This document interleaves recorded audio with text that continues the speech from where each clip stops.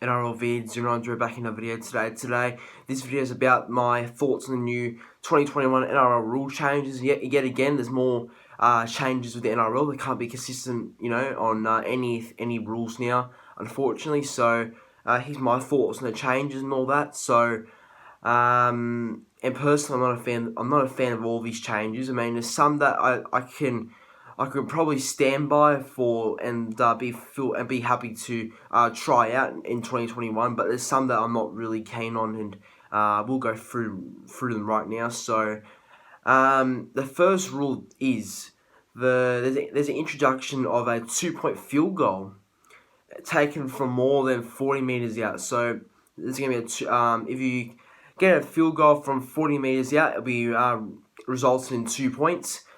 Look, that rule, I think it's actually alright. I think I can live with that rule.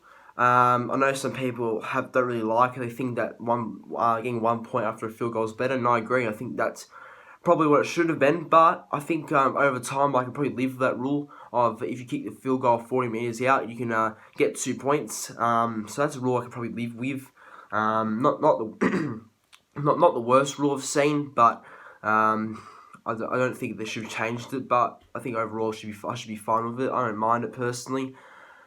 The second rule is there's 6 again to be called for 10 meters infringement. So yeah, 6 again to be called for 10-meter infringement. So again, so instead of getting like a penalty, you'll get 6 again. So I don't know how many 6 agains it has to be, because it's just 6 again for everything these days. And I don't know, like, I think it'll be a bit harder since again, and then again, if you get 6 again outside of for to be called for the 10-meter infringement, I think that's a bit harder to because I think what happens is you used to like teams, if for example, I remember back in 2015 or 2016, the Cowboys, they always gave away penalties because I was wasting time. I like to always try and defend close to their line, and usually when the Cowboys gave away penalties because they kept them defending their line, it usually would be just a penalty, be given an option to take a goal or just kick into touch. But now if you do that, keep on holding your line, keep on purposely giving away penalties so you can defend your line and waste time,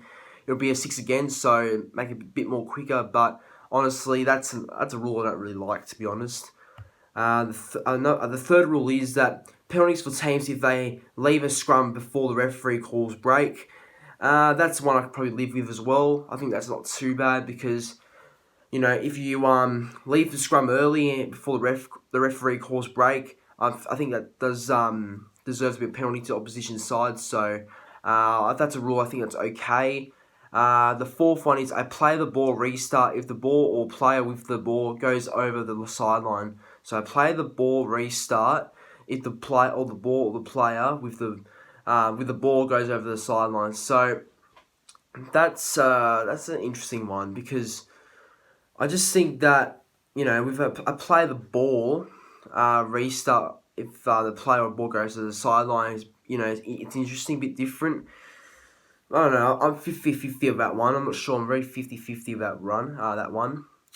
The fifth one is the bunker will now review replays after an off-field referee awards a try, but a conversion attempt will not be allowed until it gets green light. So, I don't know. I'm not a big fan of this one. I just think that the bunker, is making too many mistakes, and that will make the referees become less more involved, I think, with that rule, which could be a good thing. But I think it's just too much on the bunker as well. The bunker is just as clueless as the referees are these days, and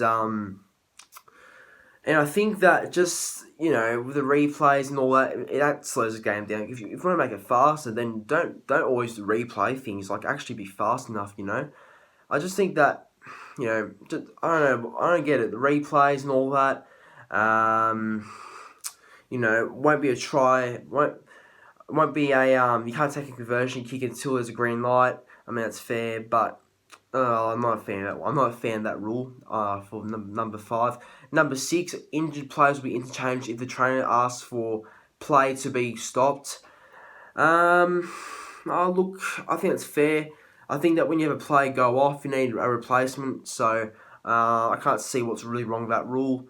unless you stay in the field and waste time. If the trainer wastes his time with a player on the field and the game gets stopped, that's obviously not good. But I guess that's good. Injured players will be interchanged if the trainer asks for a player to be stopped. I guess the process is quicker because at least you're not gonna stay on the field for about another 5 minutes with the trainer, and at least it'll be a bit faster when you interchange a player that's about to go off and a player about to come on. So that's okay, I think. Number what are we up to now? 7. When a captain's challenge is inconclusive, a team will not be docked for an unsuccessful attempt. So when a captain's challenge is inconclusive, which